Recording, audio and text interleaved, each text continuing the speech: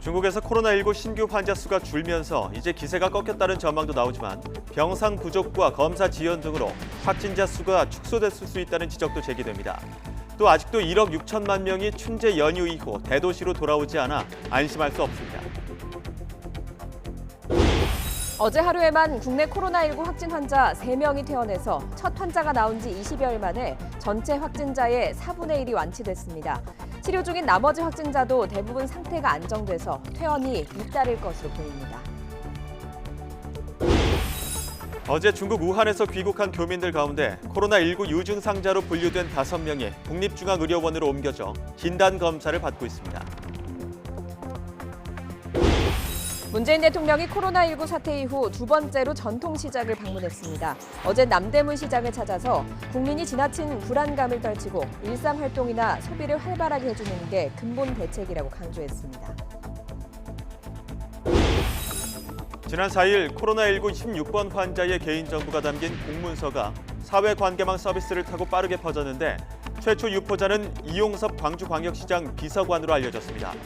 광주광역시는 이 비서관을 직위 해제했습니다. 검찰의 수사와 기소를 분리해서 검증을 강화하겠다는 추미애 법무부 장관의 방침에 조국 전 법무부 장관이 환영의 뜻을 밝혔습니다. 공소장 비공개에 이은 수사 기소 분리 방안에 검찰 내부에선 청와대 관련 사건을 염두에 둔 게 아니냐는 반발도 나오고 있습니다. 네, 굿모닝 YTN 2부, 방금 들어온 속보로 이어갑니다. 청와대 앞에서 5달째 농성 중인 문재인 하야 범국민투쟁본부 집회시설에 대해 서울시가 행정집행에 들어갔습니다. 서울시와 종로구청은 오늘 아침 7시 25분쯤부터 전광훈 목사가 이끄는 범투본 집회에 대해 행정 대집행을 시작했다고 밝혔습니다. 네, 도로적재물을 포함해서 천막 11개 동을 강제 철거하고 있다는 소식입니다. 앞서 서울시는 지난해 말부터 범투본 측에 차도에 있는 불법 시설물 철거를 요구하는 행정 대집행 계고장을 전달하면서 행정 대집행을 예고하기도 했습니다. 전광훈 한국기독교총연합회 대표회장 목사가 총괄대표를 맡고 있는 범투본 등은 지난 10월 3일부터 청와대 사랑지역 인도와 차도를 점거한 채 농성을 이어오고 있습니다. 좀 더 자세한 소식은 들어오는 대로 구체적으로 전해드리겠습니다. 네, 다음 소식 전해드리도록 하겠습니다. 오늘 출근길엔 짙은 안개에 주의하셔야겠습니다. 수도권을 중심으로 미세먼지 농도도 높게 나타나고 있는데요. 자세한 날씨 알아보겠습니다. 권혜인 캐스터. 네, 상암동에 나와 있습니다. 네, 오늘 아침 안개가 매우 짙다고요. 네, 마치 희뿌연 장막을 친 듯 안개가 짙게 끼어 있습니다. 현재 서울의 가시거리가 1.7km로 평소의 10분의 1 수준을 보이고 있고요. 청평은 100m, 고양과 파주는 120m까지 좁혀져 있습니다. 출근길 운전하시는 분들은 평소보다 차간 거리를 넉넉하게 두시는 게 좋겠습니다. 짙은 안개와 더불어서 대기가 정체되면서 미세먼지 농도 또한 높게 나타나고 있습니다. 오늘 수도권과 영서, 대구의 초미세먼지 농도가 나쁨 수준 예상되니까요. 미세먼지용 마스크 꼭 착용하셔야겠습니다. 오늘 아침도 큰 추위는 없습니다. 서울 4.9도, 대전 7.4도, 광주 7.5도, 부산은 8.1도입니다. 낮 동안 내륙은 맑은 가운데 기온이 크게 오르며 포근하겠습니다. 서울 낮 기온 12도, 대전 14도, 광주 15도, 부산은 17도로 어제보다 2에서 6도가량 높겠습니다. 이번 주말과 휴일에는 전국에 눈이나 비가 오겠고요. 이번 눈비가 지난 뒤 다음 주 초반에는 영하 8도의 반짝 강추위가 찾아오겠습니다. 지금까지 상암동에서 YTN 권혜인입니다.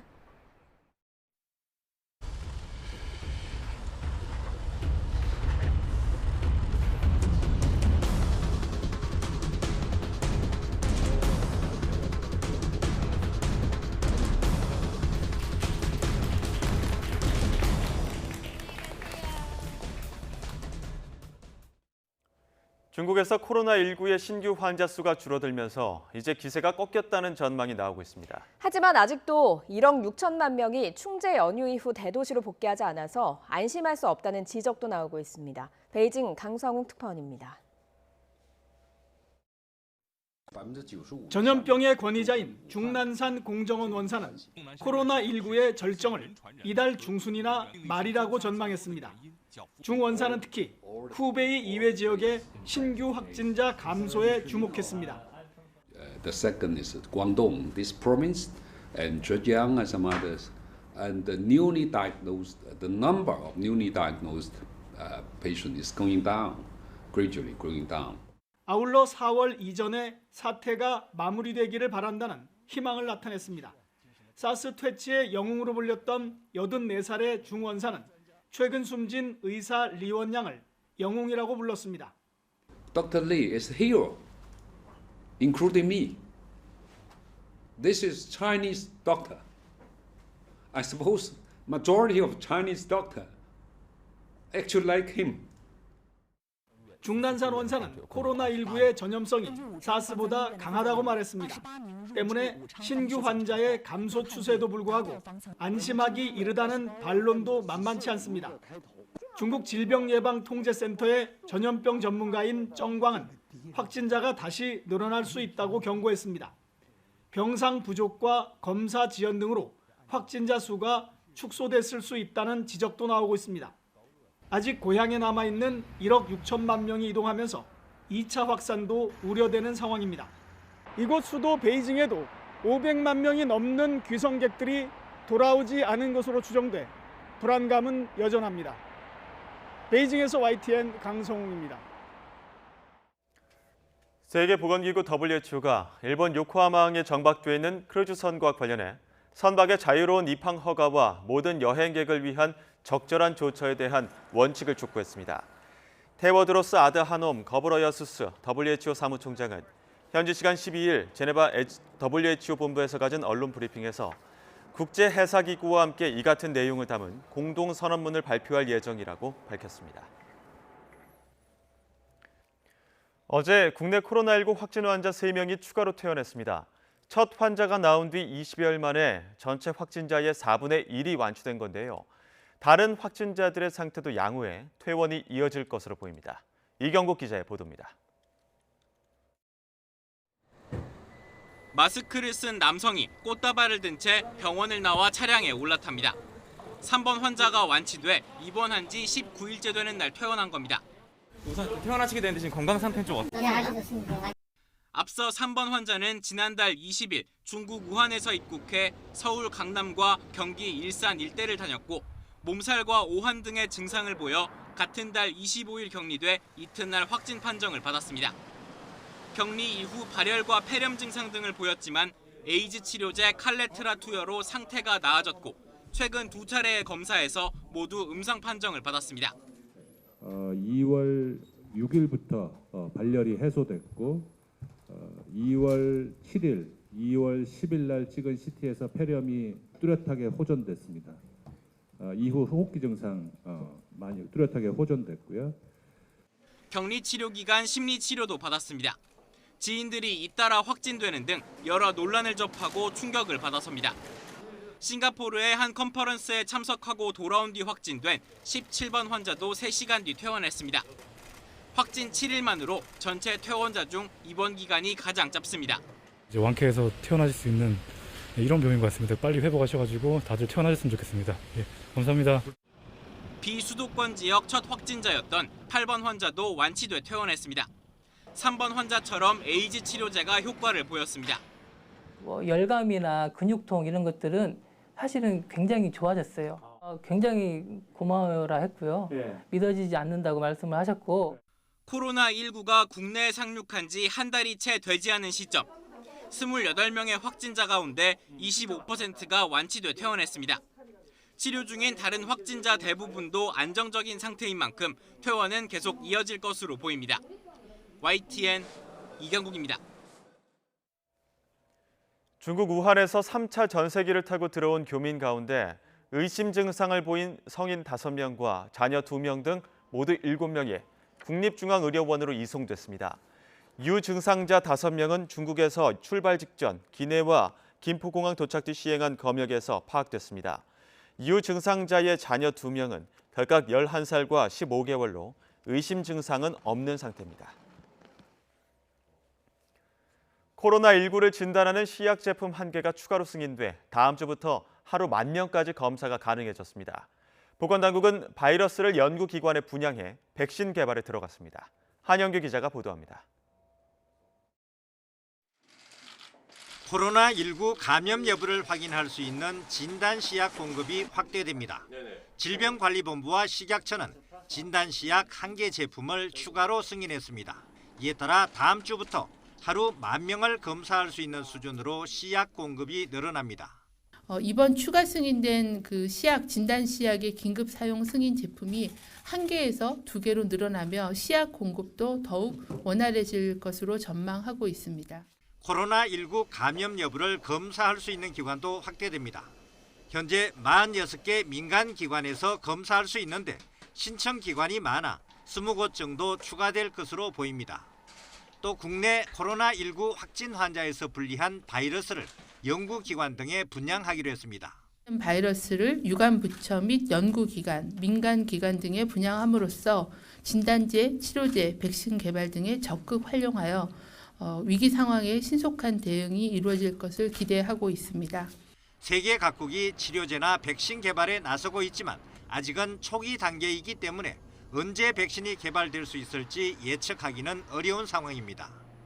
중국에서 신규 환자 증가세가 줄어들고 있지만 태국이나 싱가포르에 다녀온 뒤 감염된 경우도 있어 언제가 코로나19의 정점이 될지는 아직 판단하기 이르다는 것이 우리 보건당국의 입장입니다. YTN 한윤규입니다. 코로나19 우려로 개강을 연기하는 대학은 보강이나 온라인 수업 등을 활용해 예정됐던 강의를 모두 진행해야 합니다. 코로나19 관련 사유로 결석할 경우 출석을 인정받을 수 있으며 중국에서 입국하지 못하는 학생들도 온라인으로 수업을 들을 수 있습니다. 교육부는 이런 내용을 담은 코로나19 대응을 위한 학사 운영 가이드라인을 대학에 배포했습니다. 이런 가운데 유치원과 초중고등학교의 약 60%가 봄방학에 들어갔습니다. 교육부는 봄방학에 들어간 학교가 전체 학교의 59.8%인 12,000여 곳이라고 밝혔습니다. 또 예정된 수업을 하지 않고 휴업한 학교는 총 390곳으로 집계됐습니다. 코로나19 사태로 손님들 발길이 끊긴 곳이 많은데요. 이용자가 많은 대형마트도 예외는 아닙니다. 업체마다 꼼꼼한 방역 활동을 하고 있지만 불안한 심리에 움츠러든 매출이 언제쯤 펴질지 알 수 없는 상황입니다. 이문석 기자입니다. 정부 세종청사 앞 소형 마트입니다. 직원 1명이 최근 코로나19 검사를 받아 손님이던 공무원들이 초긴장 상태였습니다. 다행히 음성 판정이 나와 하루 휴점 뒤 다시 문을 열 수 있었습니다. 대형마트는 방역 전쟁터나 다름없습니다. 흰옷 입은 직원이 판매대 직원들 체온을 재며 돌아다닙니다. 혹시 열이 나지 않나 오전, 오후 2번 몸 상태를 확인하고 있습니다. 카트나 엘리베이터 주변을 소독약으로 닦는 모습은 이제 흔히 보이는 광경입니다. 평소에 이용하시는 고객님들께 불안감을 최소한으로 좀 하려고 노력하고 있습니다. 손님과 접촉 많은 직업이다 보니 직원들 스스로 더 조심하고 있습니다. 무섭잖아. 일단 저희는 모르지만 닥쳐보지 않아서 모르지만 가까이서 보고 하니까 이게 화장실 가면 꼭 30초 닦고. 이런 노력에도 이 매장의 경우 작년보다 15%가량 줄어든 손님 수가 회복이 안 되고 있습니다.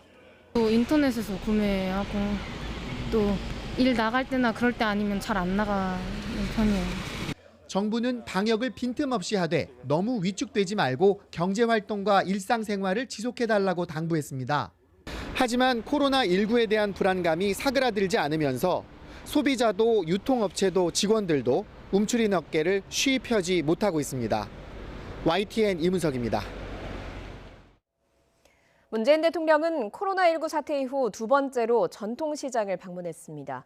국민들이 과도한 불안감을 떨쳐내고 다시 일상적인 활동이나 소비를 활발하게 해주는 것이 근본적인 대책이라고 강조했습니다. 김영수 기자가 보도합니다. 비 내리는 궂은 날씨에도 문재인 대통령이 남대문 시장을 찾았습니다. 12번째 확진자가 다녀간 곳입니다. 코로나19 사태 이후 어묵집이고 떡집이고 발길이 뚝 끊겼습니다. 어느 정도의 거의 3분의 1 정도로 줄은 것 같아요. 손님 오시는 게. 그러니까 일단 돌아다니는 분들이 안 계시니까는. 외국인 관광객만 연간 400만 명이 몰리는 서울의 대표 시장이라 매출 타격은 더 크게 느껴집니다. 그러니까 70%로 줄어든 게 아니라 70%가 아예 줄었다. 30%밖에 안 된다. 네, 그 정도밖에 안 되는 것 같습니다. 현재. 문 대통령은 정부가 금융과 재정 지원을 통해 전통시장과 자영업자들의 어려움 극복을 돕겠다고 밝혔습니다. 경제 활력을 위해서는 무엇보다 과도한 불안감을 떨쳐내야 한다면서 스쳐 지나간 정도로 감염된 사람은 한 명도 없고 확진자가 다녀갔더라도 소독만 하면 안전하다고 강조했습니다. 방역은 정부가 책임질 테니 국민들은 예방 수칙만 잘 지키면서 일상으로 복귀해달라는 호소입니다. 특히 또 경제 활동, 소비 활동 그것을 활발하게 이렇게 이제 해주는 것이 근본적인 대책이지 않겠습니까? 문 대통령의 전통시장 방문은 우한 교민 임시생활시설이 있는 충남 아산에 이어 두 번째입니다. 코로나19 확산 이후 중단했던 부처 업무 보고를 재개한 데 이어 다시 현장 방문에 나서면서 불안과 공포를 딛고 본격적으로 경제에 활력을 불어넣는 데 집중하겠다는 의지로 해석됩니다. YTN 김영수입니다. 네, 종로구청이 청와대 앞에서 농성 중인 문재인 하야 범국민 투쟁본부 집회에 대해서 행정 대집행을 오늘 오전에 시행했습니다. 현장으로 가보도록 하겠습니다. 네, 지금 현장 대집행을 집행하는 모습 보고 계십니다. 지금 행정 대집행을 하고 있는 건데 오늘 오전 7시 25분부터 시작이 됐습니다. 사전에 행정 대집행을 예고하는 계고장을 보내서 이미 예고가 돼 있는 상태였습니다. 전광훈 목사가 주도하는 집회이고요. 전광훈 한국기독교 총연합회 대표회장 목사가 총괄대표를 맡고 있는 이 범투본 등이 지난 10월 3일부터 청와대 사랑채 옆 인도와 차도를 점거한 채 농성을 이어오고 있었는데요. 이와 관련해서 도로 적재물을 포함해서 천막 10개 동을 넘게 강제로 철거하고 있는 모습입니다. 저희가 취재기자가 지금 현장으로 가고 있는데요. 연결이 되는 대로 자세한 소식은 전해드리도록 하겠습니다. 다음 소식입니다. 코로나19 사태 이후 2월 들어서 우리나라를 찾는 중국인 방문객이 절반 이상 줄어든 것으로 나타났습니다. 법무부는 지난 1일부터 11일까지 국내 중국인 입국자는 모두 6만 5천여 명으로 지난해 같은 기간보다 62% 줄었다고 밝혔습니다. 중국으로의 출국도 줄어들면서 같은 기간 중국으로 나간 우리 국민은 모두 2만 7천 명으로 지난해보다 80% 넘게 감소했습니다. 코로나19 사태가 지난 2003년 사스 수준으로 확산하면 외국인 관광객은 125만 명이 감소하고 관광 수익은 3조 2천억 원이 줄어들 것이라는 조사 결과가 나왔습니다. 또 코로나19 사태가 지난 2015년 메르스 수준이 되면 외국인 관광객은 165만 명, 관광 수입은 4조 6천억 원 감소할 것으로 전망했습니다. 코로나19 사태로 피해를 본 중소기업과 소상공인을 위해 정부가 중국산 원부자재를 공동 수입하는 방안을 추진합니다. 또 다양한 금융 지원도 시행합니다. 백종규 기자가 전해드립니다. 최근 대형마트와 시장은 물론 음식점에도 고객의 발길이 뚝 끊겼습니다.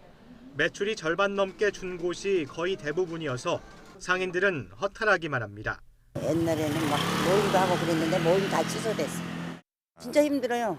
인건비도 안 나와요. 수출 기업도 어려운 건 마찬가지.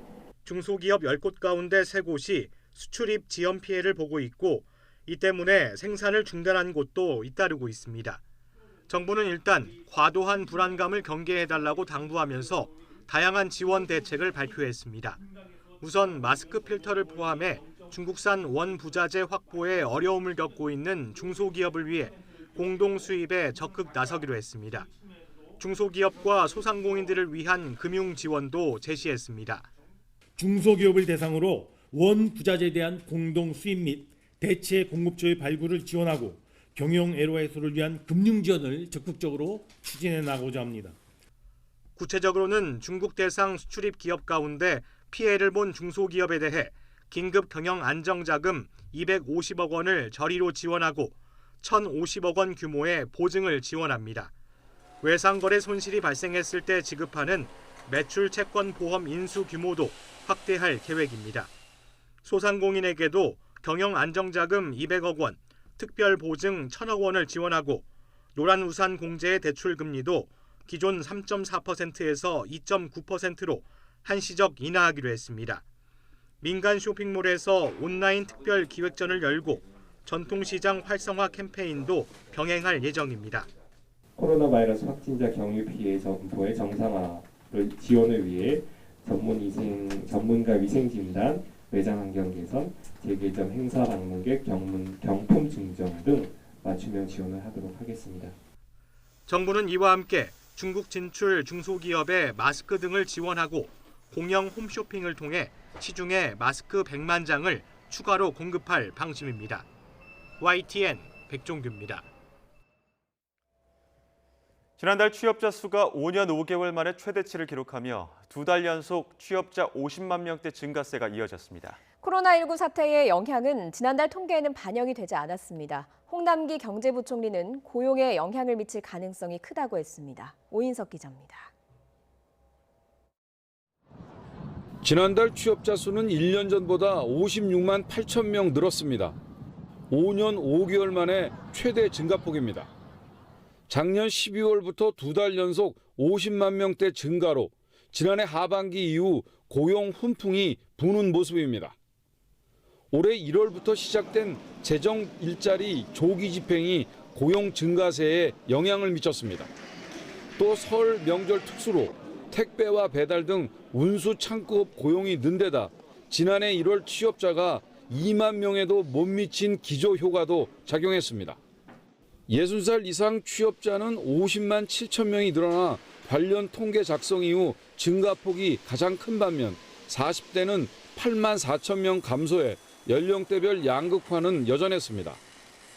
15살 이상 고용률은 월간 통계를 작성한 1982년 7월 이후 같은 달 기준으로 최고를 기록했습니다. 특히 반도체와 휴대전화 등 전자부품 통신장비 업종 사정이 호전되면서 제조업 취업자가 22개월 만에 증가세로 돌아섰습니다.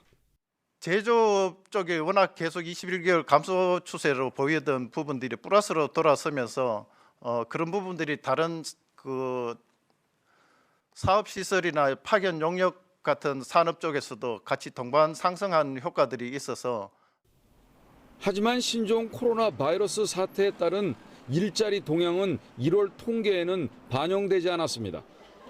정부는 1월 취업자 가운데 민간 부분에서 40만 명 가까이 늘었다고 평가하면서도 신종 코로나 사태가 2월 고용에 미칠 영향을 주시하고 있습니다. 앞으로의 고용 여건은 최근의 신종 코로나 바이러스 사태의 영향으로 서비스업 등 고용에 영향을 미칠 소지가 크고 또한 인구 등 구조적 둔화 요인이 계속 작용할 것인 만큼 불확실성이 확대될 가능성이 있습니다. 정부는 신종 코로나 바이러스의 경제적 파급 영향을 최소화하고 40대와 제조업 일자리 창출에 주력하겠다고 밝혔습니다. YTN 오인석입니다.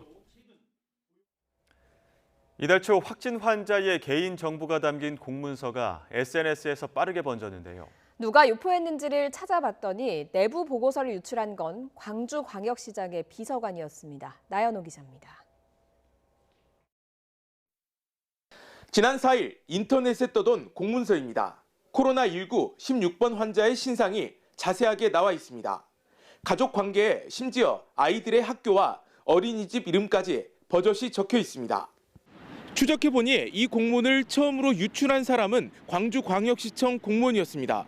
그것도 시장을 보좌하는 비서관이었습니다. 비서관 A씨는 지난 지방선거 때 이용섭 시장 선거 캠프에서 일하다가 시장실 별정직 5급 공무원이 됐습니다. 광주광역시는 수사 결과가 나오자마자 A 비서관의 직위를 해제했습니다. 이 두 곳에 방역에 대비하도록 보냈을 뿐이며 이후 SNS 확산 유포 경위에 대해서는 전혀 알지 못하고 있습니다. 이러한 사태가 발생한 점에 대해 매우 죄송하게 생각하며 경찰은 비서관이 개인적으로 친분이 있는 두 사람에게 공문을 전달한 것으로 보고 있습니다. 비서관은 방역에 참고하라는 목적으로 공문을 보내줬다고 경찰에서 진술했습니다. 그러나 경찰은 공문을 받은 사람이 방역과는 관계없는 대학교 직원과 구청 공무원이라고 설명했습니다. 파문이 일파만파로 커졌는데도 당일에 곧바로 자수도 하지 않은 이용섭 광주광역시장 비서관. 시장은 춘분에 안타까운 소식을 전하게 돼 송구하다며 고개를 숙이고 있는 즈음에 정작 비서관은 시민의 소중한 개인정보를 밖으로 유출하고 있었습니다. YTN 나인호입니다.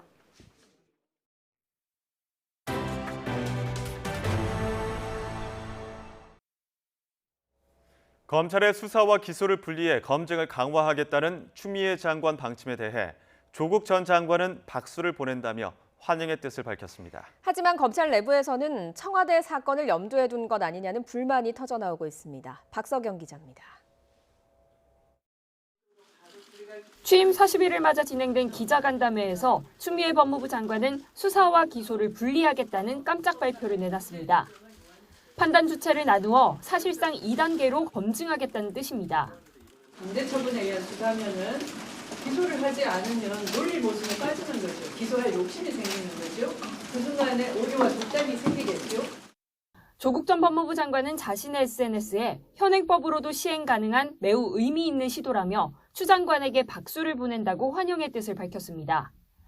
궁극적 목표는 수사는 경찰이, 기소는 검찰이 하는 것이라는 의견도 덧붙였습니다. 그러나 법무부와 검찰 사이 충분한 협의도 없이 언론 발표 먼저 이뤄진 것으로 알려져 검찰 내부 불만은 커지고 있습니다. 대검 차원의 공식 입장은 삼갔지만 내부에서는 청와대 등 민감한 사건 처리에 개입하려는 것 아니냐는 의심의 목소리까지 나옵니다. 검찰 내부 통신망에는 추 장관 주장에 반박하는 현직 지청장의 글도 올라왔습니다. 사건 지휘권은 검찰총장에 있다며 수사 기소를 분리해도 총장의 지휘 감독권이 적용돼야 한다는 겁니다. 법무부가 선거 개입 의혹 사건의 국회 공소장 요청을 거부한 것에 대해서도 이번엔 민변에서 쓴소리가 나왔습니다. 진보 성향의 민변은 공식 성명을 통해 법무부가 사회적 논의 없이 비공개 방침을 정해 총선을 앞둔 정치적 대응으로 보이도록 원인을 제공했다고 지적했습니다. 국회 공소장 제출 방식에 대한 고민과는 별개로 사안의 엄중함을 고려해 신중했어야 한다는 건데 앞서 참여연대에서도 법무부의 비공개 사유가 궁색하다며 비판하기도 했습니다. 정치적 책임을 감수하고 관행을 깨겠다는 추 장관의 거침없는 행보가 이어지는 가운데 법조계 안팎의 평가도 엇갈리고 있습니다. YTN 박석영입니다. 윤석열 검찰총장이 오늘 부산지검을 시작으로 취임 후 처음으로 전국 검찰청 순회 일정에 나섭니다. 윤 총장은 오늘 오후 2시 부산고검 청사에 도착해서 양분남 부산고검장과 권순범 부산지검장을 비롯해서 부산 지역 검사들을 만날 예정입니다. 특히 이 자리에선 검찰 고위 간부급 인사로 지난달 부산고검으로 이동한 한동훈 차장검사와 윤 총장의 재회에도 눈길이 쏠릴 것으로 보입니다. 양승태 사법부 시절 검찰 수사 상황을 법원 행정처에 유출한 혐의로 기소된 현직 부장판사들에 대한 법원의 첫 판단이 오늘 나옵니다. 서울중앙지방법원은 오늘 오전 10시 신광렬, 조의원, 성창호 부장판사에 대한 1심 선고를 내립니다. 앞서 검찰은 결심 공판에서 신광렬 당시 서울중앙지법 형사수석 부장판사에게 징역 2년을, 조의원, 성창호 당시 서울중앙지법 영장전담 부장판사에게는 징역 1년을 각각 구형했습니다. 국회 패스트트랙 충돌로 재판에 넘겨진 이종걸, 박범계 민주당 의원 5명과 보좌진에 대한 어제 공판 준비 기일에서 변호인들은 적법한 의정활동 중 벌어진 일이라며 공소기각을 요청하고 폭력을 공모한 적도 없다며 공소 사실을 전부 부인했습니다. 오늘 17일에는 황교안 자유한국당 대표를 비롯한 한국당 의원 등 27명의 공판 준비 기일이 열리고 민주당 의원들의 다음 재판은 총선이 끝난 5월 6일에 열릴 예정입니다. 총선을 2달여 앞두고 정치권에서는 요즘 공천 면접이 한창입니다. 내로라 하는 정치인들도 이 면접관 앞에서는 떨릴 수밖에 없는데요. 이 와중에 불꽃 신경전도 치열하다고 합니다. 먼저 여당 상황부터 보시죠. 신경민 의원의 발언입니다. 지역의 적폐와 철새들이 다 좀비로 태어나서 지금 민주당의 기반을, 지지 기반을 갉아먹고 신뢰를 떨어뜨리고 있다. 그런 얘기를 했습니다. 서울 영등포 의리 지역구인 신경민 의원, 김민석 전 의원을 겨냥해 적폐, 철새, 좀비 이런 가시돋친 말을 쏟아냈습니다. 비방전이 꽤 거칠어지는 것 같은데 김민석 전 의원은 네거티브 전략이라면서 맞받아쳤습니다. 스스로운 네거티브가 조직적이고 또 저 개인이 아니라 당내 다른 지도부까지를 이렇게 연루시키는 그러한 움직임이 있어서 청와대 하명 수사 의혹으로 얼굴을 붉힌 임동호 전 최고위원과 송병기 전 울산시 부시장도 마주쳤는데요. 현장 분위기 어땠을까요? 송병기 시장이랑 마주쳤을 때 네. 분위기라든지 뭐 이런 거는 인상적으로 나오셨는지 궁금한데요. 오늘 정치니까 포용해야 되겠지만 그냥 인사 안 하고 싶었습니다. 그 부분에 대해서는 제가 얘기를 하는 것 자체가 그건 입장이니까 제가 거기에 대해서는 크게 신경 쓰지 않겠습니다. 민주당뿐 아니라 한국당도 공천 면접이 한창 진행 중인데요. 진땀을 빼는 질문이 쏟아졌다고 합니다. 현역 의원에 대한 일반 유권자들의 거부감, 저항감을 어떻게 극복할 것인지 이렇게 질문하셨고 그 답변은 시원하게 답변은 못할 것 같습니다. 자유한국당 입장에서는 많이 어려운 것으로 되어 있기 때문에 이제 그 점에 대해서 어떤 전략을 가지고 있느냐. 이제 총선까지 2달 정도 남았는데요. 4.15 총선 본선을 앞둔 각 당의 선발전도 뜨겁게 진행되고 있습니다. 지난 19대 대선 등을 겨냥해 댓글을 조작한 혐의로 재판에 넘겨진 드루킹 김동원 씨에 대한 대법원 판단이 오늘 나옵니다. 대법원은 오늘 오전 11시 댓글 조작과 뇌물 공여 등의 혐의로 기소된 김동원 씨에 대한 상고심 판결을 선고합니다. 강원랜드의 영향력을 행사해 채용 청탁을 했다는 혐의로 기소돼 1심에서 무죄를 선고받은 자유한국당 권성동 의원에 대한 항소심 판결이 오늘 내려집니다. 서울고등법원은 오늘 오전 11시 자유한국당 권성동 의원에 대한 항소심 선고 공판을 진행합니다. 경북 칠곡의 한 공장에서 불이 나 건물 2채를 태운 뒤에야 간신히 진화됐습니다. 밤사이 사건 사고 소식 김태민 기자가 종합했습니다. 어두운 밤 건물 전체를 집어삼킬 듯 무서운 기세로 화염과 연기가 뿜어져 나옵니다. 경북 칠곡군의 한 식자재 공장에서 불이 난 건 어제 저녁 8시 40분쯤. 해당 지역 소방 인력을 전부 동원하는 대응 1단계가 발령되고 3시간이 지나서야 간신히 불길이 잡혔습니다. 이 불로 공장 건물 2동이 모두 타면서 소방서 추산 3억 4천만 원의 재산 피해가 났습니다. 소방당국은 공장 안에 있던 냉동 창고에서 처음 불이 시작한 것으로 보고 원인을 조사하고 있습니다. 승용차 한 대가 인도를 가로질러 가게 유리창을 들이받은 채 멈춰 있습니다. 어제 오후 대구시 남구에서 달리던 승합차가 중앙선을 넘어 마주오던 승용차를 들이받았습니다. 들이받친 차량은 또 다른 승용차 2대를 잇따라 들이받고 인근 가게로 돌진했고 운전자도 다쳐 병원으로 옮겨졌습니다. 경찰은 승합차 운전자를 상대로 정확한 사고 원인을 조사하고 있습니다. 비슷한 시간 부산 기장군에서는 승용차가 도로 옆 가드레일을 들이받은 뒤 불길에 휩싸였습니다. 이 사고로 60대 운전자가 경상을 입고 병원으로 옮겨졌습니다. YTN 김태민입니다. 경기도 평택의 한 산부인과에서 신생아 9명이 호흡기 세포융합 바이러스 RSV에 집단 감염돼서 다른 신생아와 조리원 출입 성인을 상대로 역학조사가 진행 중인 것으로 알려졌습니다. RSV 감염증은 성인에게는 주로 감기 증상을 일으키지만 영유아나 고령자에게는 모세기관지염이나 폐렴으로 이어지기도 합니다. 흉기를 휘둘러 친구를 숨지게 한 11살 소녀에게 시설 위탁 처분이 내려졌습니다. 의정부 지방법원은 지난 7일 동급생을 살해한 혐의를 받는 초등 5학년생 A양을 6개월 동안 시설에 위탁하기로 했습니다. 재판부는 A양이 오는 17일까지 항고하지 않는다면 처분이 확정된다며 판사의 판단에 따라서 감호 기간을 반년 더 연장할 수 있다고 설명했습니다. 현재 제주에서 활동 중인 해녀는 3,820명으로 집계됐습니다. 제주도가 지난해 말 기준 해녀 현황을 파악한 결과 전년보다 78명이 줄어든 3,820명으로 조사됐다고 밝혔습니다. 이 가운데 70대 이상 고령자는 2,235명으로 전체의 58.7%를 차지했습니다. 최고령 해녀는 98살이며 최연소는 24살입니다. 미국 대선 후보 선출을 위한 두 번째 경선인 뉴햄프셔 프라이머리, 즉 예비선거에서는 민주당 버니 샌더스 후보가 역전에 성공했습니다. 지난 2016년 때보다도 많은 참여자가 투표했지만 1위 득표율은 역대 가장 낮을 정도로 어느 때보다 치열한 승부가 펼쳐졌습니다. 워싱턴 강태욱 특파원입니다. 미국 민주당의 대선 후보 선출을 위한 2차 경선인 뉴햄프셔 프라이머리. 대의원 24명을 놓고 벌인 승부에서 1위는 아이오와에서 2위에 그쳤던 샌더스 상원의원. It's on to Nevada, it's on to South Carolina, it's on to win the Democratic nomination. And together, I have no doubt that we will defeat Donald Trump.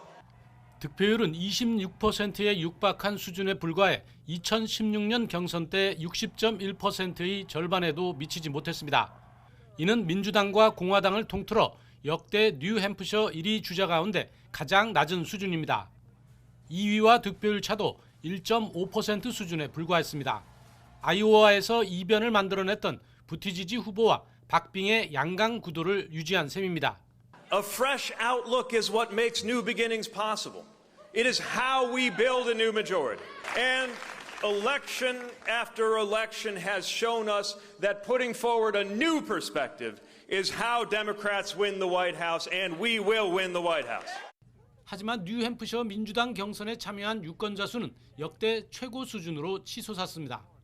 28만 3천여 명으로 25만 명 수준이던 2016년을 훌쩍 넘어선 겁니다. 10명 넘는 주자들이 난립한 가운데 박빙의 양강 구도와 참여율에서 보듯 민주당의 대선 경선은 어느 때보다 치열해졌습니다. 앞으로 이어질 네바다주와 사우스캐롤라이나주에 이어 다음 달 3일 14개 주의 경선이 일제히 치러지는 슈퍼 화요일까지 그만큼 관심도 높아지고 있습니다. 워싱턴에서 YTN 강태욱입니다.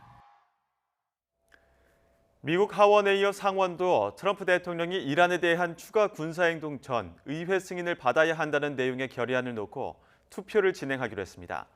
이에 대해 트럼프 대통령은 트위터 글에서 상원이 결의안을 승인하면 이란에 나쁜 신호를 줄 것이라며 반대표를 던질 것을 압박했습니다. 프란치스코 교황이 사제가 결혼하지 않는 사제 독신제 전통을 유지하기로 결정했습니다. 지난해 10월 한 달 동안 바티칸에서 진행된 이른바 아마존 시노드에서는 사제 부족 문제를 겪는 아마존 지역에 한해서 기혼 남성에게도 사제품을 허용하는 문제가 집중적으로 논의됐고 폐막돼 이를 찬성하는 입장을 담은 권고문이 채택돼 주목을 끌었습니다.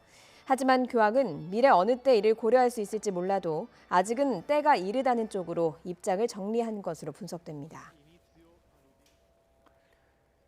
이라크 수도 바그다드에 12년 만에 눈이 내렸습니다. 현지 언론들은 11일 화요일 새벽 눈이 내려 시민들이 즐거움을 만끽했다고 전했습니다. 바그다드에 눈이 내린 것은 2008년 이후 처음이며 100년 만에 두 번째라는 보도도 나왔습니다.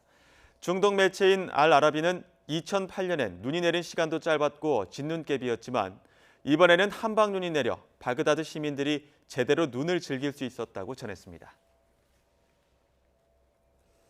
호주 산불 사태로 코알라 등 동물 113종이 긴급한 도움을 필요로 하는 것으로 조사됐습니다. 호주 정부는 전문가 패널 보고서를 통해서 이들 동물 상당수와 서식지가 산불로 파괴됐다면서 이같이 공개했습니다.